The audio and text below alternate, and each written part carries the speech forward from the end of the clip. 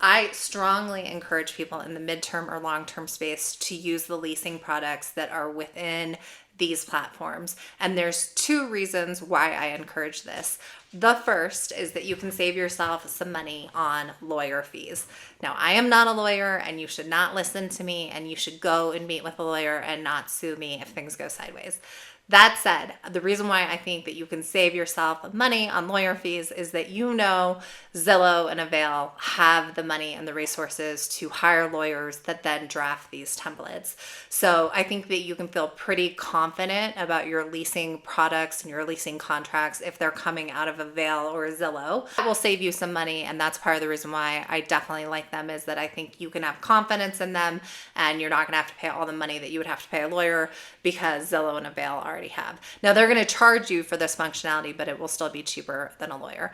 The second reason why I like it is because it allows for digital signatures, so you don't have to go through DocuSign or anything. They're going to be able to do it in the platform as well as you. And this is important because you don't want your tenant to get distracted and have to go off site, print it out, and then forget about you and go with someone that's easier. So the digital signature piece is also important. And the third reason why I like the leasing products in these platforms, and you'll see it specifically in this video, is that they also teach you about laws or call out important things for your particular state or your particular city. So it also serves as an education piece. I have a lease that I use, and you are more than welcome to it. You just need to email me. However, I definitely recommend using theirs. You can see mine as an example for some of the language and the clauses that I add, but I think that their leases are a very strong product and that you should lean into them. With that in mind, let's get into it. There is a horizontal nav bar at the top of the platform, and that's where you'll find the leases. And you can see here that it's building out from a Colorado template. It will build out from whatever state your property is located in. And from here, it will give you the option to put in the lease term. So the average lease term for a midterm rental is 90 days. Here, I'm just putting in a dummy listing date. You're not going to put in the full year or month to month. Most likely, it will be something more customized. Once you do this and press next, it will then take you to information about your local laws, in this case, the state of Colorado, and I did find it quite helpful. Just a reminder here that it's going to default what they think the long-term rent should be, so I am modifying that and changing it to the midterm rent.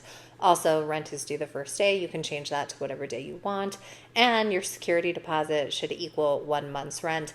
I do not understand why people are undercharging on the security deposit. You not only have your property to protect, but also your personal property to protect.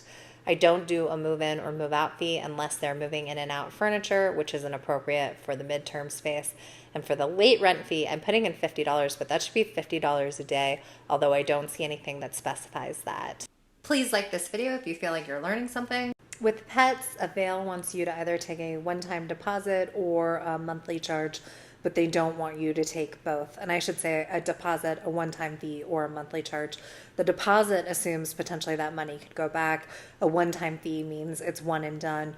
Or if you put the monthly rental charge on, then that's also money they're not getting back. But they don't want a combo. They just want you to pick And then we one have of those options three for options. smoking policy month to month or renter insurance requirements.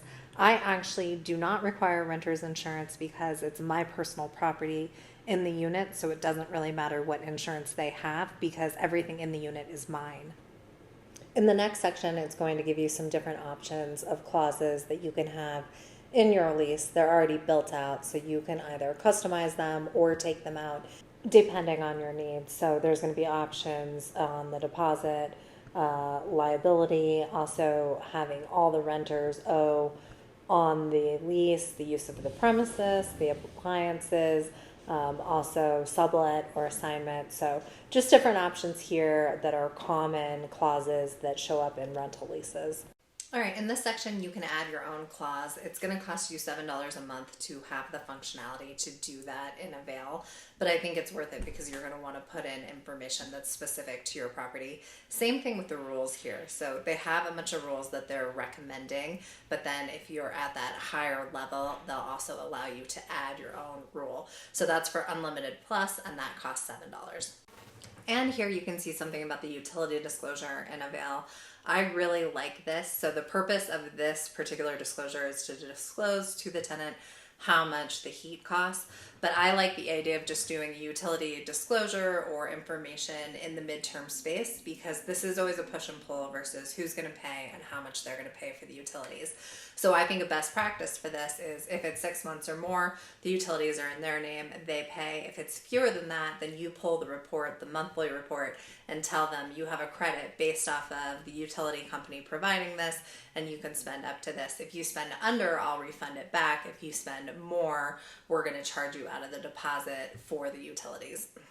Okay, so after we press next, it's going to take us to all the attachments we can potentially put in, as well as disclosures that might be relevant to our state or our city.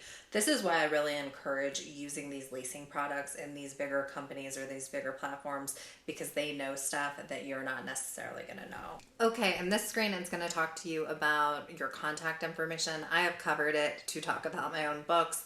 They're available on Amazon. We have American Nomads, which is Who Would Rent Your Place, Guide to Midterm Rentals, which is the actual functionality of renting out your place. And then my first rental workbook, which is meant to be an information capture as far as your goals, passwords, things like that. Okay, now Avail is going to show you the lease and ask you to review it. And then off to the right side, you can see an option for tenants, so you can search applications or put in a new tenant, and then you can send for signing. There are a lot of reasons to like this product, but this is a huge one in the sense that they probably don't have to print it out. It's a digital signature, so there's no distraction. But here you can see the address, the terms, how much you're charging, your deposit, etc. And also on the right side, you can see the message that you can add to your tenant. All right, and while we review this final step of looking at the lease and how to send out to the tenant, just a reminder that I have consulting packages that start at 1 hour, 2 hours, 6 hours, and or a package called the Make It Easy package, where I will do mentorship and write your listing for you.